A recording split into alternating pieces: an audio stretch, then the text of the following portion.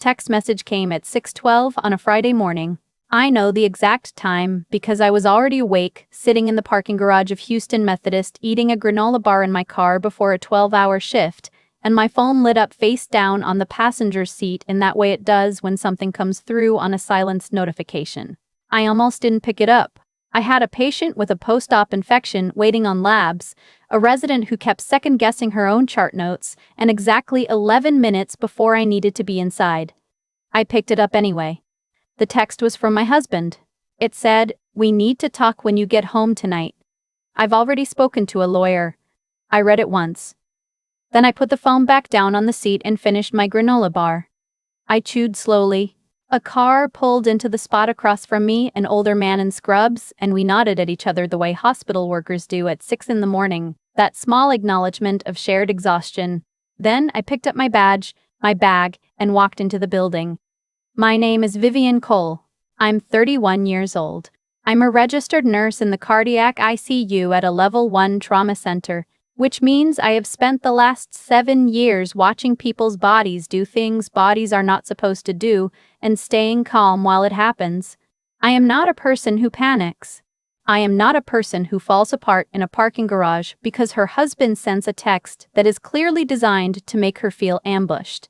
What I am is organized, detail-oriented, and as my husband was about to find out, extremely good at reading the signs of something going wrong before the monitors start screaming. I had been reading those signs for 8 months. Let me back up. My husband's name is Grayson. We met when I was 24 and he was 27. At a friend's birthday dinner where he spent 45 minutes asking me questions about cardiac nursing because he was writing a grant proposal for a health technology startup and wanted to understand how ICU workflows actually functioned at the floor level. I thought that was the most interesting thing anyone had ever used as a pickup line. I was right about that and wrong about a lot of other things. We got married 3 years later. I was 27, he was 30. By then, his startup had pivoted twice, and he'd taken a salaried position at a mid-size medical device company in Houston, a director-level role that came with stock options and a relocation package and a compensation structure he described to me in broad strokes, but never in full. That should have been the first note I wrote down. It wasn't. What I did write down, starting about 2.5 years into our marriage, was a list I kept in a password-protected note on my phone titled Grocery. I am a nurse. I understand that the body gives warnings before it fails. I've learned to trust early signals even when the full picture hasn't arrived yet. The first entry in that note, dated 14 months before the morning in the parking garage, read, "Asked me twice this week what the max contribution limit is on a spousal IRA. Why?" Over the following 8 months, that note got longer. He started asking about my student loans. Not in a helpful way. In a calculating way. Like he was running a number. He asked whether my name was on the car title. It was. He seemed displeased by that and changed the subject. He started taking calls in the backyard after dinner, which he'd never done before, and when I came out once to ask if he wanted tea, he ended the call and said it was work and went inside. He started coming home later, not in the obvious way people talk about in movies, not lipstick on the collar late, but in the quiet, deliberate way of a man rearranging his schedule around something he didn't want me to see. I filed all of it. Grocery note. Date, detail, context. Then in March, 8 months before that Friday morning text, I came home from a night shift at 7 in the morning to find him sitting at the kitchen table with his laptop open and 3 printed spreadsheets spread across the surface. He closed the laptop when I walked in. I said good morning and poured myself a glass of water and asked what he was working on. He said, Q2 projections. The spreadsheets were face down. I noticed, but I didn't say anything. I went to bed. That afternoon, while he was at the office, I went back into the kitchen and looked at the recycling bin. One of the spreadsheets had made it there. It was a summary of our joint accounts. My direct deposit amounts were highlighted in yellow. His were not listed at all. I called my friend Octavia that same evening. Octavia is a paralegal at a family law firm in Midtown, and she has the specific blunt energy of someone who has spent years watching people discover too late that love doesn't protect a bank account. I told her what I'd found. She was quiet for a moment, and then she said, "How much do you actually know about your joint finances right now?" The answer? I realized as I tried to answer her was not enough. She gave me the name of a family law attorney named Frederick Wainwright. She said he was expensive and worth it and that I should call him before I said a single word to Grayson about anything. I called Frederick the next morning from my car in the hospital parking lot. His assistant scheduled me for a consultation the following Thursday. I went alone. I told him what I'd noticed. He listened without interrupting, which I respected, and when I was done he leaned back in his chair and asked, "Does he know you're detail-oriented?" I said probably not the way it matters. Frederick told me the most important thing I could do was build a complete picture of our financial situation before anything moved. He referred me to a forensic accountant named Silvana Hirsch. Silvana is 44 years old and has the quiet, exact manner of a person who has spent 2 decades finding money that other people thought they'd hidden. I liked her immediately. She asked for 3 months of every account statement, tax returns for the past 4 years, and any documents related to Grayson's company equity. I had most of it. The tax returns I pulled from our shared folder on the home server. The equity documents I found in a folder labeled Insurance MISC in Grayson's home office in a filing cabinet that was not locked, because he had never believed I would look. What Silvana found over the following 6 weeks was methodical and, once I understood it, almost elegant in its wrongness. Grayson had begun the process of separating his financial life from our joint one approximately 11 months earlier, well before I'd started paying attention. A significant portion of his stock option vesting, which had accelerated after a company acquisition, had been directed into an individual brokerage account I had no knowledge of. He'd opened a second checking account at a different bank in his name only. He'd reclassified several joint credit card charges as business expenses, which reduced the declared household income on paper and, not incidentally, my apparent share of our marital assets. The joint account that I'd been depositing my paychecks into for 4 years was the one he'd been drawing down for months, moving funds in increments just below the threshold that triggers automatic bank alerts. Just below the threshold, that detail told me everything I needed to know about how carefully he'd thought this through. Frederick said the account structuring, combined with the undisclosed brokerage account, gave us strong grounds for dissipation of marital assets. He said we needed to document everything before Grayson filed because once he filed, the financial picture would become a legal battlefield and moving first mattered. We had the documentation. Silvana had produced a 40-page report. I had my grocery note, which Frederick read in full and then looked at me with an expression that was not quite a smile and said, "You've been doing part of my job for months." I told him it was what I did for a living. Reading early warning signs before the monitors went off. The next part was the part no one tells you about. It's not dramatic. It's paperwork and phone calls scheduled during lunch breaks and a lot of sitting very still in your own house making conversation about dinner and weekend plans with the man you know is planning to leave you worse off than he found you and not letting him see that you know. I became very good at that. Cardiac ICU nursing prepares you for a specific kind of compartmentalization. You don't have the option of processing your feelings about what's happening on the other side of a glass wall when there's a task in front of you that requires your full attention. You finish the task. You feel what you feel later. What I felt, most of the time, was not grief. That surprised me. It was more like a very cold, very focused attention. The way the room gets quiet right before something serious happens and everyone who's good at their job stops talking and starts moving. We protected the accounts on a Tuesday in September. Frederick and Silvana coordinated it. The joint account was flagged with fraud monitoring and a freeze trigger linked to any transfer over a specified amount.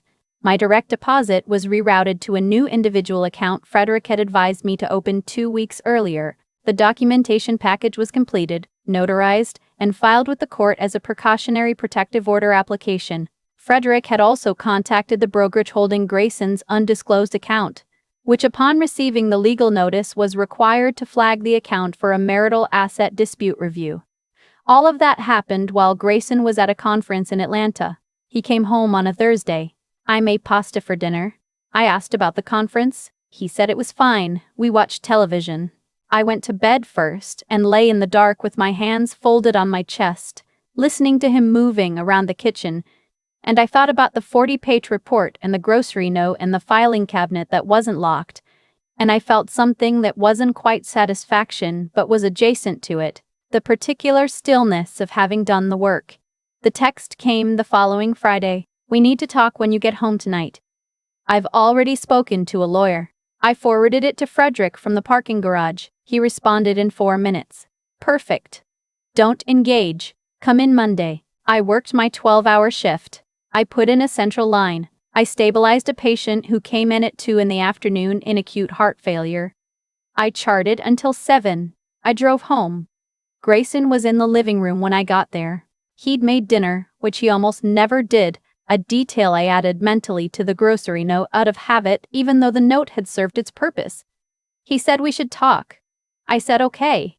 I sat down across from him and waited. What followed was a version of a conversation I had already rehearsed with Frederick so many times that the actual performance felt like a formality. Grayson had decided our marriage wasn't working. He had already engaged an attorney. He felt the fairest thing was to move quickly and quietly. He had a proposal, which he slid across the coffee table on 2 printed pages, for dividing our assets. His proposal did not mention the individual brokerage account. It did not mention the second checking account. It proposed that I receive approximately 40% of the declared marital assets, a figure that was constructed using the doctored financial picture Silvana had already fully documented. I read both pages. I set them down on the coffee table. I said, "Which attorney did you go with?" He said a name I didn't recognize. I nodded as if I were filing it away for the first time. Then I said, "I'll have my attorney reach out to yours this week." He looked at me for a moment.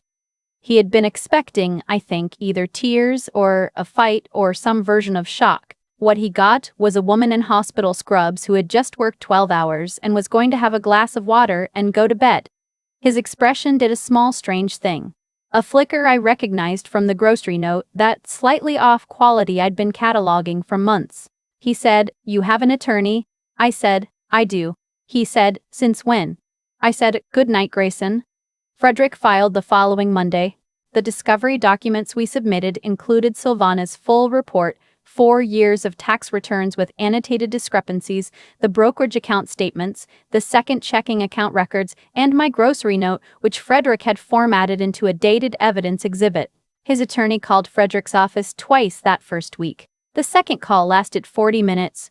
Frederick told me afterward that Grayson's attorney had been unpleasantly surprised by the depth of documentation and would likely advise a negotiated settlement rather than contested discovery. That is what happened. The settlement took 3 months to finalize. The brokerage account and the second checking account were included in the marital asset calculation, which shifted the division considerably. The dissipation claim, supported by Silvana's documentation of the below-threshold transfers, resulted in an additional offset in my favor. I received 63% of the total marital estate, the house we had bought together in Montrose 2 years into our marriage, which Grayson's proposal had assigned entirely to him, was sold and the proceeds divided with the same corrected formula. I kept my car. My name was already on the title.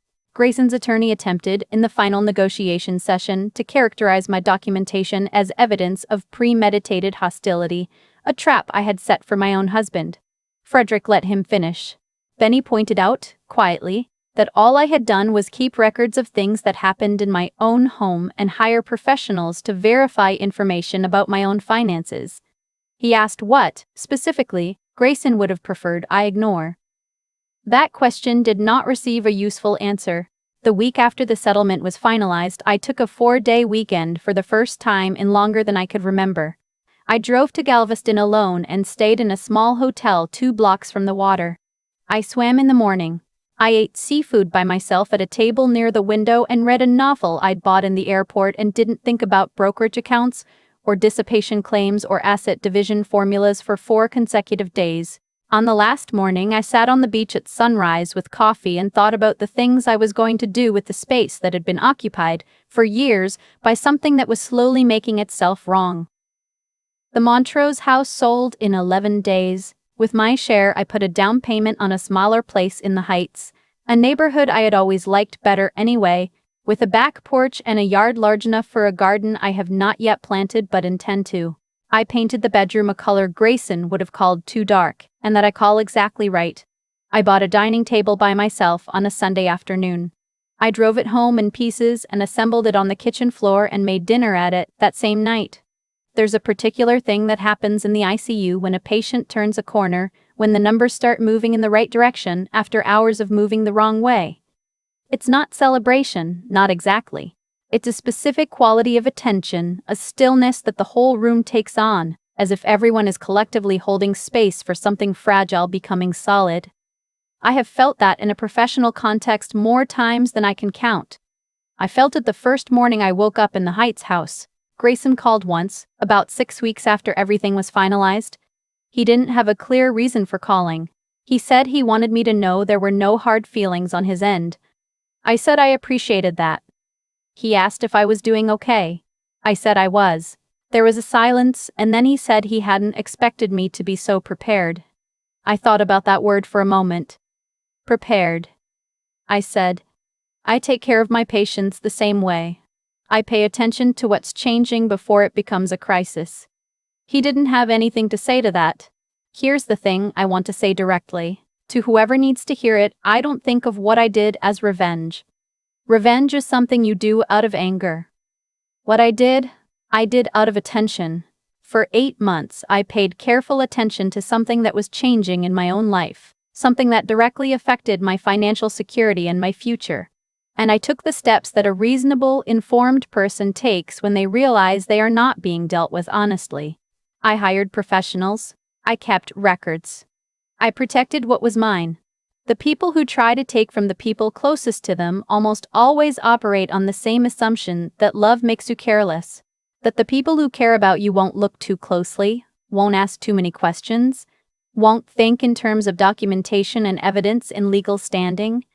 They count on the softness that comes with trust. They are often right about that. Familiarity does make people careless. Grief makes people careless. The desire to believe the best of the people in your home makes people careless. I was careless for a while. I gave more than I tracked, and I trusted more than I verified, and I told myself that the small wrong things I was noticing were probably nothing. I know exactly when I stopped doing that. It was the afternoon I stood in my kitchen and looked at a recycling bin and recognized, in a printout I wasn't supposed to have seen, that someone I'd built a life with had decided I was an account balance he was managing down, that my contributions to our shared finances were numbers he was working around rather than a life he was building toward. Something went very quiet in me that afternoon. Not angry quiet, just clear. I'm a nurse. My job is to read what the body is telling me before the situation becomes irreversible.